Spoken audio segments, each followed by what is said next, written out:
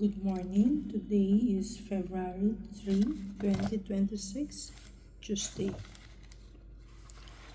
First reading was taken from 2 Samuel chapter 18, verses 9 to 10, 14b, 24 to 25,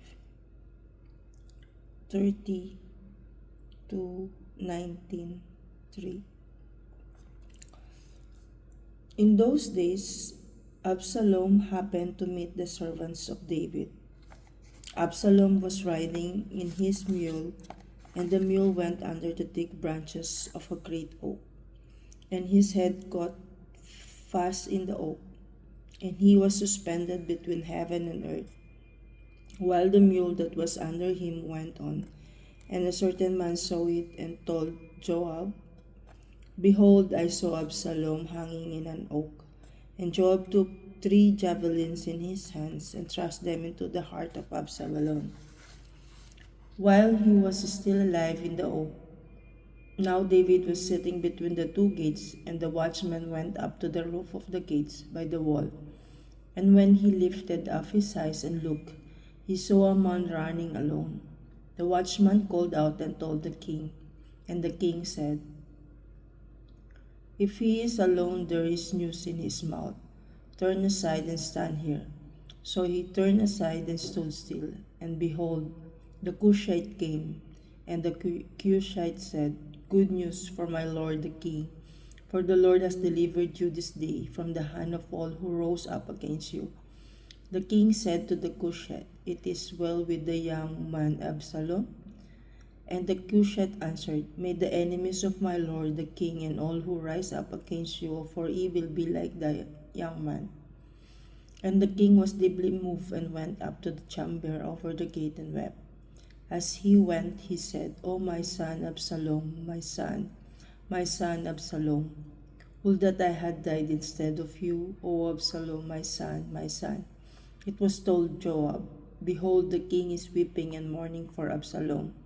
So the victory that day was turned into mourning for all the people, for the people heard that day, The king is grieving for his son. And the people stole into the city that day as people steal, in who are ashamed when they flee in battle. Psalm 86.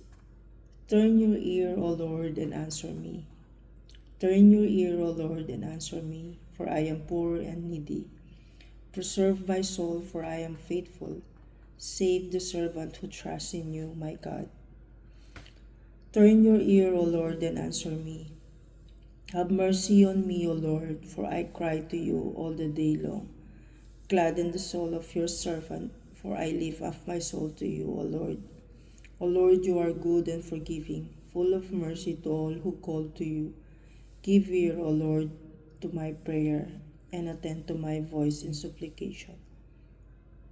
Alleluia, Alleluia. Christ took all our illness and bore our diseases. Alleluia. Gospel was taken from Mark chapter 5, verses 21 to 43. At that time, when Jesus had crossed again in the boat to the other side, a great crowd gathered about him, and he was beside the sea.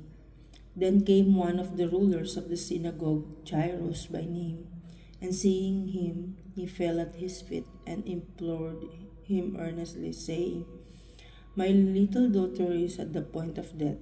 Come and lay your hands on her, so that she may be made well and live. And he went with him, and a great crowd followed him and thronged about him. And there was a woman who had had discharge of blood for 12 years, and who had suffered much under many physicians, and had spent all that she had, and was no better, but rather grew worse. She had heard the reports about Jesus, and came up behind him in the crowd and touched his garments.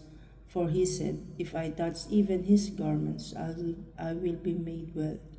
And immediately the flow of blood dried up, and she felt in her body that she was healed of all of her diseases. And Jesus, perceiving in himself the power had gone out from him, immediately turned about in the crowd and said, Who touched my garments? And his disciples said to him, You see the crowd pressing around you, and yet you say, Who touched me? And he looked around to see who had done it. But the woman, knowing what had happened to her, came in fear and trembling and fell down before him and told him the whole truth. And he said to her, Daughter, your faith has made you well. Go in peace and be healed of your disease. While he was still speaking, there came from the ruler's house some who said, Your daughter is dead. Why trouble the teacher any further? But overhearing what they said, Jesus said to the ruler of the synagogue, Do not fear, only believe. And he allowed no one to follow him except Peter and James and John, the brothers of James. They came to the house of the ruler of the synagogue, and Jesus saw a commotion of people weeping and wailing loudly. And when he had entered, he said to them, Why are you making a commotion and weeping? The child is not dead, but sleeping. And they laughed at him. But he put them all outside and took the child's father and mother and those who were with him and went in where the child was. Taking her by the hand, he said to her, Talita kumi, which means little girl, I say to you, arise. And immediately the girl got up and began walking. For she was 12 years of age, and they were immediately overcome with amazement. And he strictly charged them that no one should know this, and told them to give her something to eat. The story of Absalom serves as a stark reminder that our actions have consequences. In contrast today, Gospel presents different types of people and their responses to Jesus. Jairus showed faith, the sick woman dared to touch his cloak, and the little girl received healing, while the crowd mocked him. From this gospel, which person will you be? Will you, like Jesus, identify with the pains of others? Will you, like the woman, show faith and courage in the face of adversity? Absalom's life reminds us, as you sow, so shall you reap. Sow seed of love, kindness, and compassion, and you will reap harvest of joy, peace, and eternal life. Good morning and have a blessed day.